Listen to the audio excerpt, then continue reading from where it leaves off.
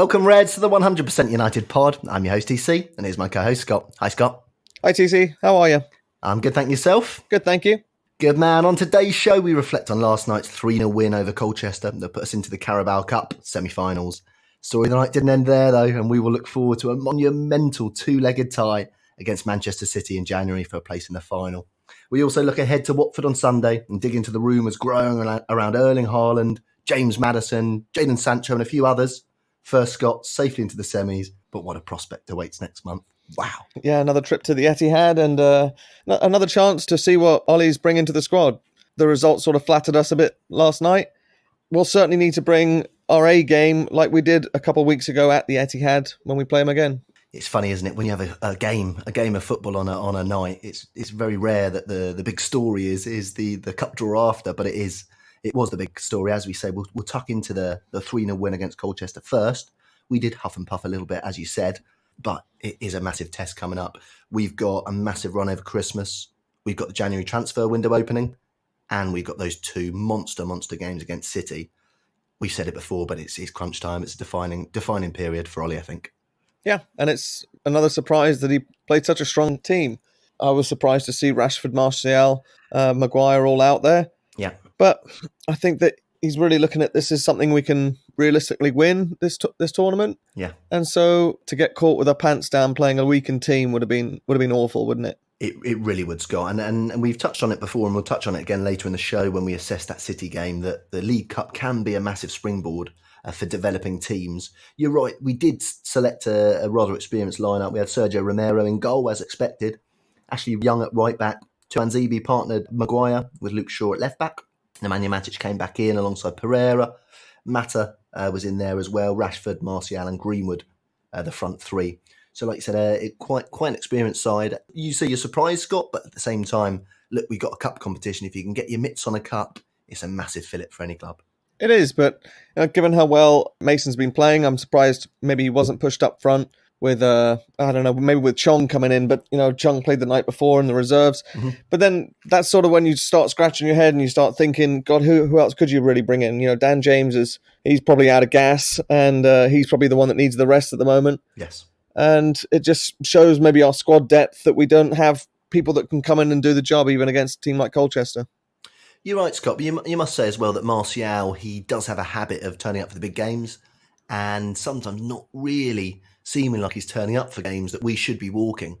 And I just wonder whether Ollie's trying to jimmy him into being a bit of a flat trap bully as well as bullying the big teams, because he if he just got his head into gear, he'd clean up against the smaller teams, wouldn't he? Yeah, and I think that's what Ollie said he liked to do the most, right? Like, he loved when Fergie put him in these cup competitions because he could go in and score a couple of goals and get his confidence up and sort of get his face in the manager's first team plans a bit more. And maybe it's something he's trying to do with Martial, trying to boost his confidence and his stats. And let's hope he can do the job for the first team as well. And you're right, that's where Greenwood's muscled his way into the team, isn't it? Mm-hmm. He's taken his chances. It's the way Rashford did it as well. Mm-hmm. Remember, it was a cup competition first, last minute replacement.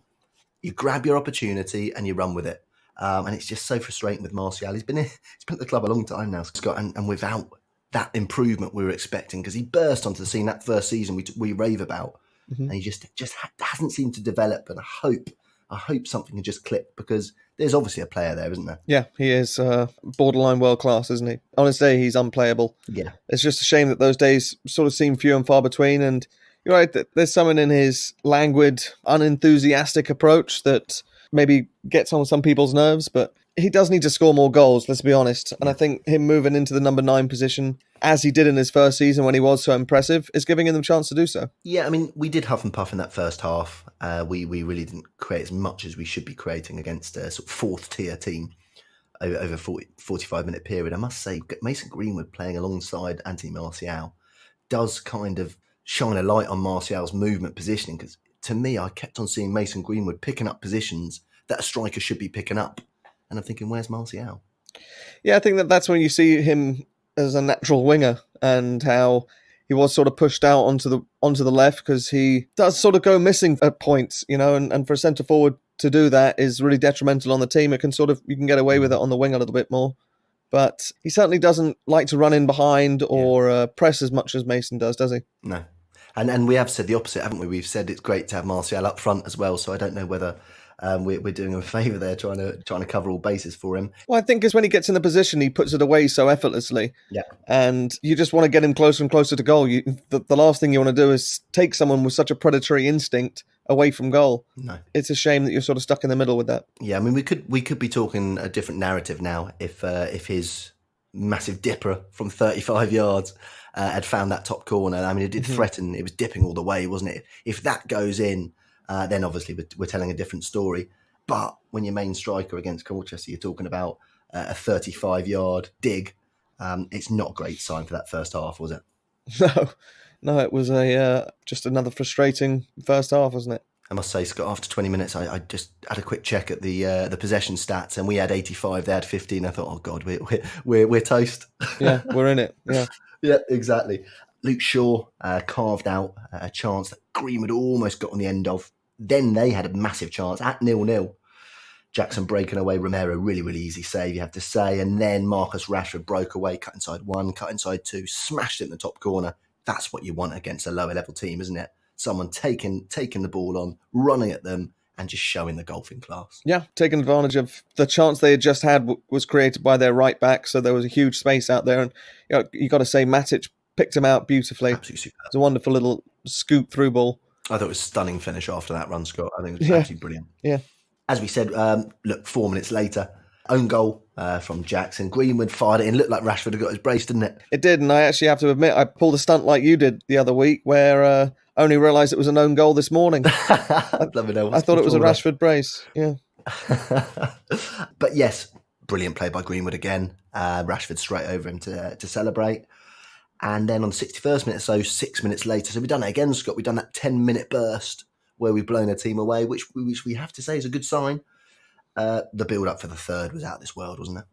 Yeah, I'm telling you, if that was Iniesta to Messi to Suarez, it would be one of the best goals you've ever seen, right? The Mata pass was sublime. Rashford across the ball, just brilliant. Martial, he did get his goal, so maybe Ollie was right. Yeah, and what a finish. Absolutely. What a finish. Really, really good finish. But again, you have to say we did struggle to break down a defence that sits deep, right? It was on show again. It was. This fast-flowing attacking football that we're trying to play, it sometimes just seems like we either have no ideas or we seem to have over-elaborate ideas. There's nothing really in the middle. As I said last week, it seems like we're begging for someone to play right in the middle there to connect the dots. You've got to say Mata did a really good job. If he just had the little burst of pace that he had 5 years ago, he could be much more beneficial to the team. Yeah, I know, Scott, but unfortunately he doesn't have that pace from 5 years ago. And I have to say, at times, it seems like we're not even playing with the number 10. I find it mental personally, but look, we're through and we won 3-0. I don't want to be too negative, but it wasn't a great display, was it? Really? Come on, let's be honest. Another 10-minute spell in the middle of it is all we've really got to show.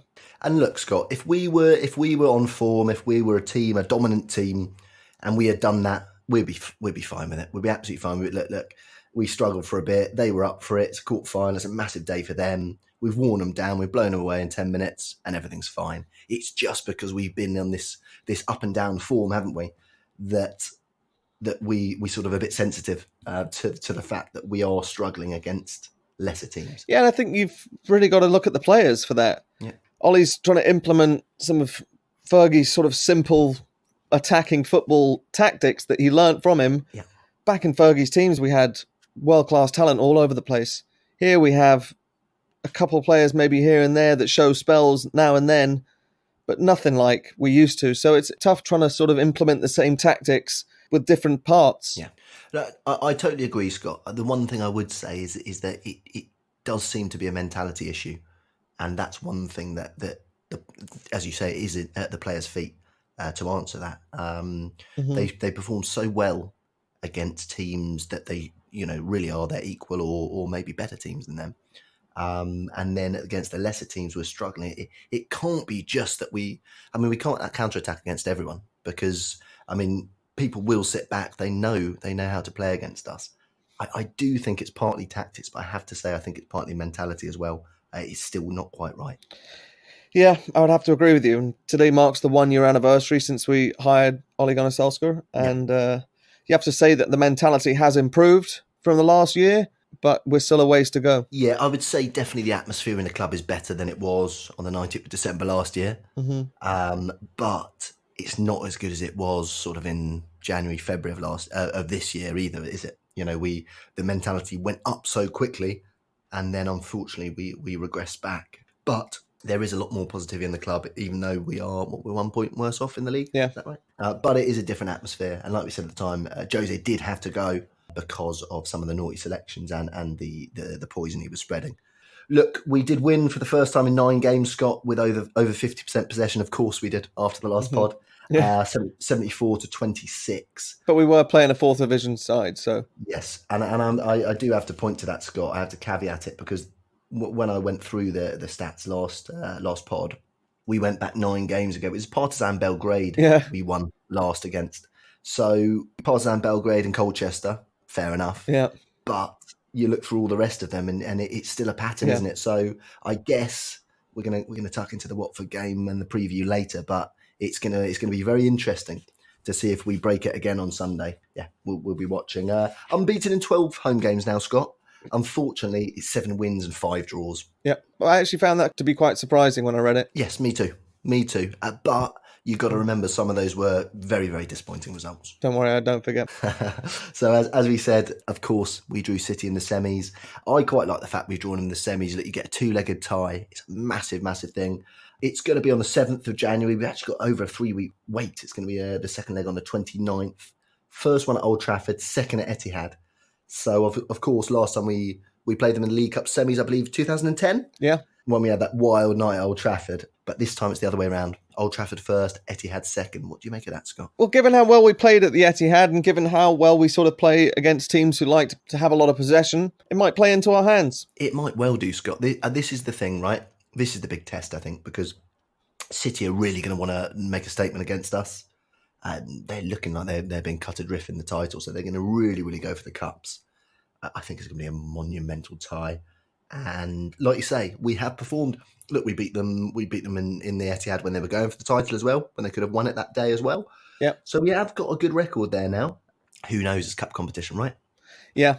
Saying that they could come with, you're right, with the chip on their shoulder and smash us off the park first leg, and second legs are dead rubber. But of course, the first leg's at Old Trafford, so let's hope not. Yeah.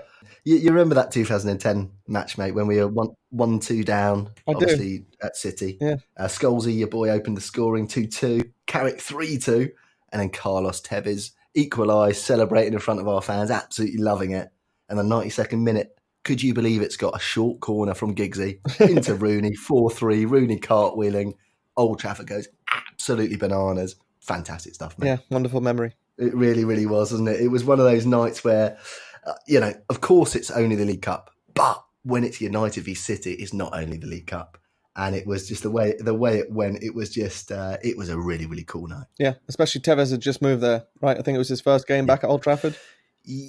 I believe it was. Yeah. And yeah, he was absolutely loving it. But we had the last laugh that night, and it was a really, really nice night at Old Trafford. Look, as I said at the top of the show, Scott, I've seen teams use the League Cup as a massive springboard. Rooney and Ronaldo used it against Wigan in that final when we ran riot in Cardiff. Also, Jose Mourinho's Chelsea team, remember they won the League Cup and used it as a springboard. Mm-hmm. And also City did too. So we have seen teams use this as a springboard. Look, I know we're not at the level of those teams and development of those teams at the moment. But if we could beat City in the semis, win this cup, it will be all the more valuable because we've knocked out one of the 2 best teams in England at the time. Yeah, I think even a few years ago when we won the League Cup under Mourinho, it sort of gave us the confidence in a knockout competition to go and win the Europa League that season as well. Yes, definitely. And look, this is the game's going to be played in January. The January transfer window will obviously be open at the end of the year. And so we could have some new faces in. There has been rumours growing this week. Obviously, Erling Haaland was pictured signing a Manchester United shirt. And then that was quickly followed by him signing a few other shirts. What did you make of that? I found it interesting that we were the first shirt that it was a complete wind-up, firstly. He posted 6 pictures on his own Instagram. But it was interesting that we were the first one. And then it was like a 25, 30-minute delay before he posted the second one. So everyone was going bananas. Yeah, I don't really know what you make of that. I wouldn't have minded if he had done it, Scott, but I didn't like the Leeds shirt in there. Yeah. I mean, it could have been worse, right? It could have been a Liverpool shirt. Oh, I don't know. It's touch and go. But what I'd say is that if he is coming to us, which I do think he is, Scott, there's no need for that. But Ollie did say after the game, he said that Haaland's made his mind up. He knows where he's going. And Ollie said he's a player we want. Now, if we haven't got him sealed, then why would Ollie be saying that? Yeah, he did try and keep as tight-lipped as possible, Of course. but he did just let the cat out of the bag a little bit. I think so, Scott, because if the player said he knows where he wants to go, and it's not us, and he's told Ollie, then you say, yeah, we met him. I think he's decided. We'll see what happens. You don't say we want him. He's decided, and I can't say anything. So as I said last pod, I do think he's on his way. And I do think if he does come, that Daniel James is going to be getting a lot more assists. Of course, he's going to be pinging him in from the right. You've got a massive striker in there, a left-footed striker as well. So it's going to be coming in from the right onto his left. Oh, it could be a match made in heaven, those two. Could be. It'll be next season, though, right? We're going to have to loan him back. Is that the case, do you think? I think that's going to be the case, yeah. I mean, is that something that Salzburg are demanding, or why do you say that, Scott? I just think... I think that's going to be included in the deal. I think that's going to be the sweetener to it. Of the reports I've read, it's just something that's helping the deal get over the line. Yeah, I mean, to me, we shouldn't be signing anyone who we need to give back for 4 months. We need people now, Scott. We need people to come in and strengthen the side. So I don't see that happening. I think if he's signing... Look, Minamino signed for Liverpool today. Yeah. So he's there in the shirt, and he plays for exactly the same team, Salzburg. In fact, he's the one Haaland's always setting up. So he's already signed. So I don't know. So again, I presume Ed Woodward will call Haaland up at 1 minute past 12 on the 1st of January and see if we can start dealing with him then. I don't know. But hopefully it's all done and dusted. There have been a few other rumours going around. People there with a bit of credence have said that James Maddison and Haaland are the two we're really going for. Can you see us getting him off Leicester in January with Leicester flying so high? And us looking like we're still in a little bit of disarray? Not really, if I'm perfectly honest with you. Yeah. There were rumours that we were trying to get him in the summer as well, but it was impossible to get him and Maguire both off Leicester at the same time. Yeah. I don't see it being possible to come in January. And reports are that he's about to sign a new contract with them as well. So yeah. Who really knows what the truth is? These newspapers, they just have to write something. And if they attach our name to it, they're going to get twice as many reads as they do with other teams. So who really knows? Yeah, one thing's for sure, Scott. We will be playing top dollar if we do get him. He is a United fan, though. And if you were playing for Leicester, it doesn't matter how high they're flying, Scott. You'd be signing for United for any money, any contract, anything. So who knows? If he is a big red, then your heart speaks sometimes. There's a couple of other names. Jadon Sancho still doing the rounds, of course, at Dortmund. He's a bit on the periphery at the moment. They're not so happy with his attitude. What do you make of that, Scott? Can we bring him in and change his attitude? City are saying they want to bring him back too. Do you think that's a goer? I'd love to. I'd really like to, but he did just get injured last weekend. I don't know how serious it is.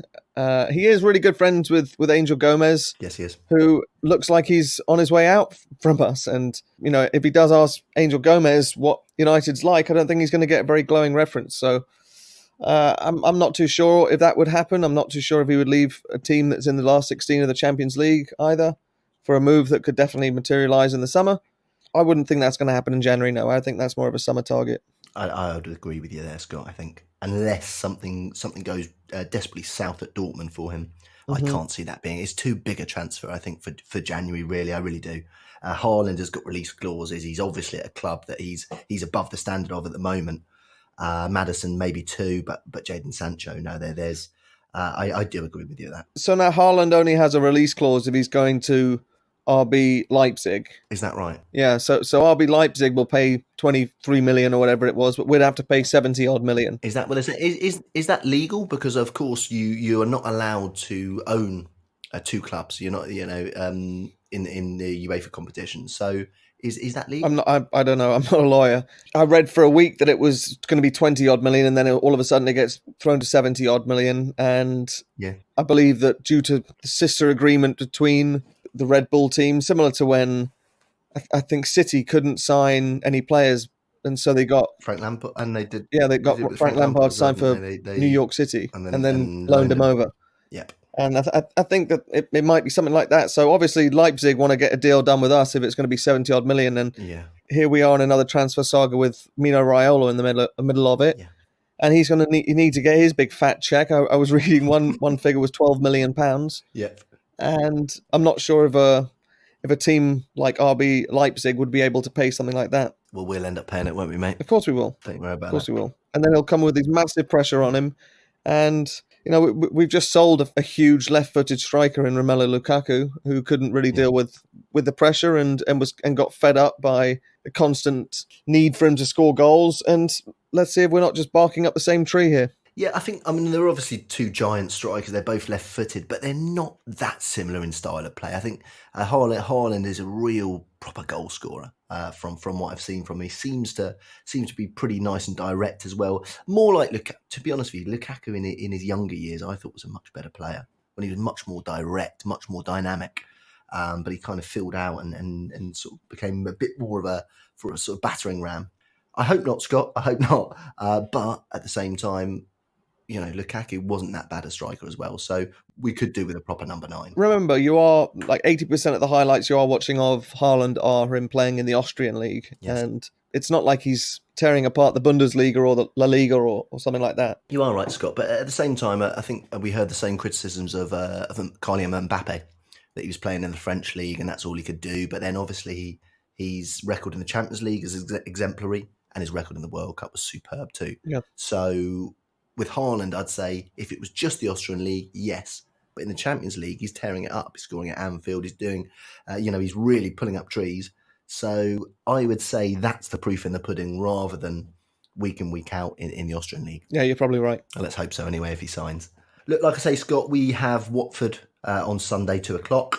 As you'd expect, Nigel Pearson's first game at home. So he's going to be right up for this.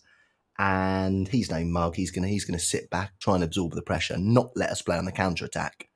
I'd say it's going to be a massive, massive test on Sunday, Scott. It definitely will be. It definitely will be. Another team that on paper we should be winning. And, another chance for us to go and try and play this fast-flowing attacking football on the front foot. Yeah. It'll be interesting. Now, one person we could do with when we're on the front foot, trying to unlock a tight defence, looking for a bit of inspiration, is Paul Pogba. And of course, he was ill over the weekend, so he wasn't able to. To be fair, I've been to a few weddings in my time, and if I've danced that much, usually I've been pretty ill the next few days. Yeah. I don't think it was the dancing, mate. I think it was the rest of the stuff. Yeah, unbelievable. Unbelievable. Literally, I mean, look. You look through the timeline, Scott. It's bonkers. He's playing basketball in blooming Miami. He's blooming he was on the blooming exercise bike, zooming along months ago. Yeah. And now, he's just still not back, Scott. Yeah. He's taking the mick, isn't he? Come on. He is. Let's hope we can get something for him, because his value now is much less than it was in the summer, and it's just getting lower and lower. I dread to think he's played his last game, but I just don't. I question whether he was really injured a couple of months ago when his foot, he was absolutely fine against Arsenal, it seemed, and then he finished the game, didn't he? Yeah. That he got injured in, right? Yeah, he did. I remember you saying it. No problem at all. He was sort of rushed back. He had missed a couple of games before that, but it just reminds me of when I wanted to get out of school. I'd pretend I was sick. I'd put thermometers on the radiator and say I was sick. And when your heart's not in it, then you just try every. If he made half the effort to get back on the field than he has to stay off it, we'd be laughing. I personally went for the old forehead on the radiator, but different tactics. So, look, I did once break the thermometer though, and so I had to explain that. Too hot. Unbelievable, mate. Look, what I would say is you're saying let's hope we get something for him. For all intents and purposes, he's still a marketing person's dreamer, obviously.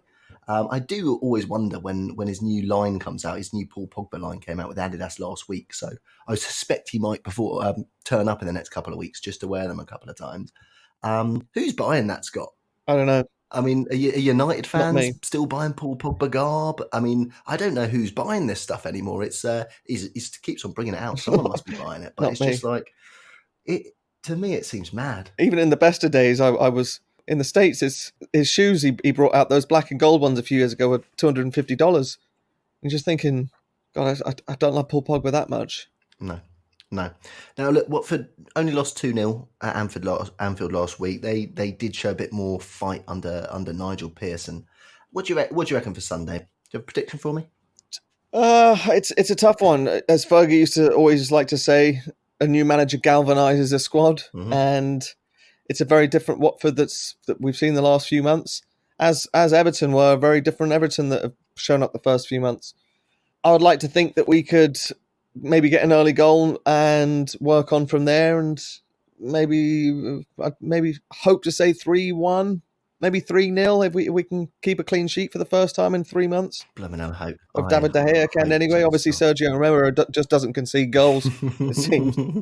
One thing I did forget to ask you, Scott, and it just slipped my mind when we were going through the Colchester match. Before we wrap it up, I didn't ask you for a man of the match, did I? It's my favourite part of the pod.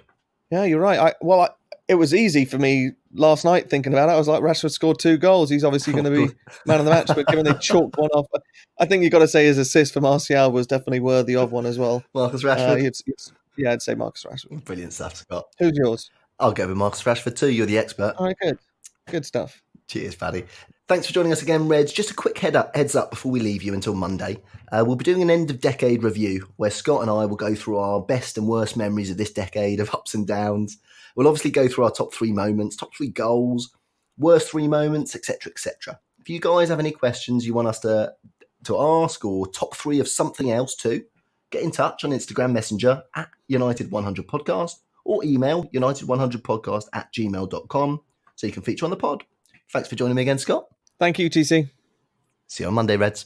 Cheerio. Ta-ra.